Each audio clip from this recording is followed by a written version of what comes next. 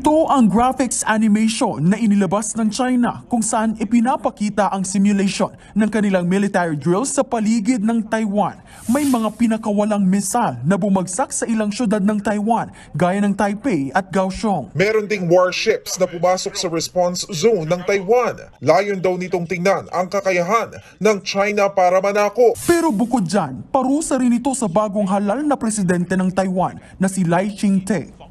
Isinusulong kasi nito ang pagiging independent ng Taiwan mula sa China. Binanatan din ng China ang Amerika. Ayon sa Chinese Foreign Ministry, kung gusto talaga ng Amerika na panatilihin ang kapayapaan at stability sa Taiwan, dapat itong sumunod sa One China policy. Ang pagpipilit ng China na makuhang muli ang Taiwan na itinuturing na bahagi ng kanilang bansa. At ang isa sa mga pinakamahalagang tanong para sa mga defense analysts ngayon ay malapit na bang lumusob ang China sa Taiwan? Yan ang ating aalamin. Bukod sa mga dilubyong baha at ulan na naganap kamakailan sa iba't ibang lugar sa mundo, gaya ng matinding baha sa Texas, Dubai, Kenya, UAE at Saudi Arabia, matinding tensyon pa rin ang patuloy na nabubuo sa South China Sea. Lalo na ang panghaharas ng China sa Pilipinas at ang pagpipilit ng China na makuhang muli ang Taiwan na itinuturing na bahagi ng kanilang bansa. At ang isa sa mga pinakamahalagang tanong para sa mga defense analysts ngayon ay malapit na bang lumusob ang China sa Taiwan? Dambuhalang bansa kung ituring ang China laban sa Taiwan, pero wag ismulin ang Taiwan. Dahil maraming malalakas na bansa ang tumutulong at sumusuporta sa kanila, gaya na lamang ng Amerika. Pero napakatindi pa rin ng pagnanais ng China na kunin ang Taiwan sa mga pahayag ng Beijing na kung kinakailangan ay gegerahin nila ang Taiwan para ma-unify na ito sa mainland ng China. Inaasahan na kung biglang lulusubin ng China ang Taiwan, tiyak na magkakagulo at posibleng matinding digmaan. Isa pa, ang Taiwan ay napakalapit lamang sa Pilipinas at tiyak na madadamay talaga ang ating bansa at matinding backup ang gagawin ng Amerika sa Taiwan. Bakit ba ayaw tumigil ng China sa pagkuha at pagsakop sa Taiwan? Napaka-importante para sa China na masakop ulit ang Taiwan dahil naniniwala ang mga opisyal ng China na mapapaangat palalo nila ang ekonomiya ng kanilang bansa at posibleng tanghalin ang China na pinakamayamang bansa sa buong mundo dahil halos kaunti na lang naman ang lamang ng Amerika sa kanila sa larangan ng pinakamayamang bansa in terms of GDP per nominal. Ang totoo, ang Taiwan ay isang napakagandang lugar para sa daungan sa kalakalan. Kaya nga itinuturing itong pinaka-strategic na isla sa 21st century. At gagawin ang lahat ng China makuha lamang ito.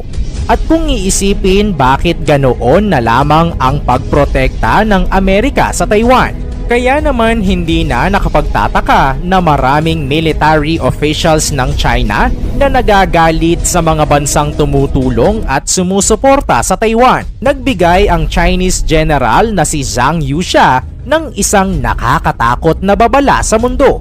Ayon sa kanya, ang kahit sino daw na gustong paghiwalayin ang Taiwan at China sa kahit anumang paraan ay hindi daw papayagan ng Chinese military. The military would show no mercy against the island. Ito ang matinding pahayag ni Zhang Yuxia, isang Chinese general na ang Chinese military daw will show no mercy sa kahit anong bansa na susubukang i-separate ang Taiwan at China. Pinahiwatig niya na hindi magpapakita ng awa ang Chinese military sa kahit anong bansa na susubukang tulungan ang Taiwan at labanan ang China. Bukod sa pagiging general, si Zhang Yuxia ay ang vice chairman ng Central Military Commission ng Chinese Communist Party. Binigay niya ang pahayag sa isang forum tungkol sa military diplomacy, ang galit ng Taiwan sa China. Ang Taiwan o kilala rin sa tawag na The Republic of China. Ayon sa kasaysayan, matapos kasi ang civil war sa China, ang Nationalist Party ay tumakas pa Taiwan. at nagtatag ng hiwalay na pamahalaan. Samantala, kinontrol naman ng Communist Party ang mainland China. Mula noon, ang Taiwan ay sinasabing sila ay nasa demokrasya at may sariling ekonomiya, pamahalaan at militar. Gayunpaman, hindi kinikilala ng China ang kasarinlan ng Taiwan at itinuturing itong rebeldeng probinsya ng mainland China. Bilang tugon sa banta ng China, naghanap ng paraan ang Taiwan upang palakasin ang sariling depensa at bumuo ng mga alyansa sa ibang mga bansa, lalo na sa pakikipag-ugnayan sa Amerika.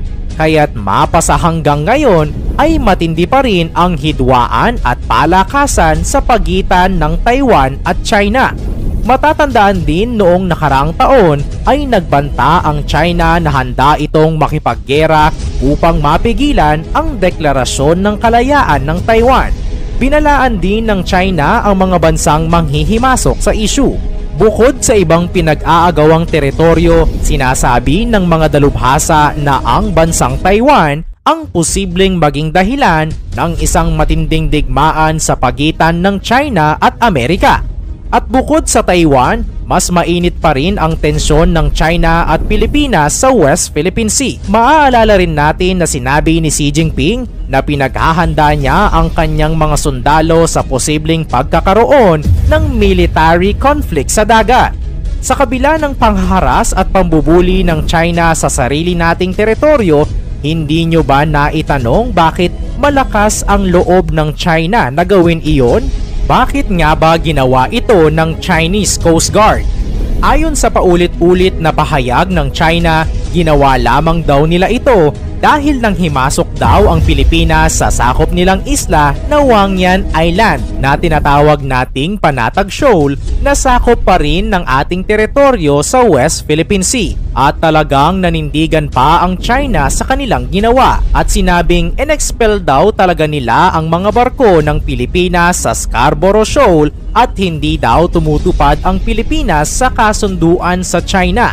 Pero iginigiit ng kasalukuyang gobyerno, wala tayong agreement sa China. Sa pambobomba ng tubig ng China sa barko at bangka ng Pilipinas, sinabi tuloy ng ilan sa ating mga mambabatas na magkaroon din tayo ng water cannon na pangganti kung sakaling magtangka ulit ang China na tirahin tayo ng tubig. Pero ang panukalang ito ay nireject ni Pangulong Bongbong Marcos. Ikaw, ano ang masasabi mo sa mapanghamon na mga salita at hakbang ng China sa Taiwan, Pilipinas at Amerika? I-komento mo naman ito sa ibaba. Paki-like ang ating video. I-share mo na rin sa iba. Salamat at God bless!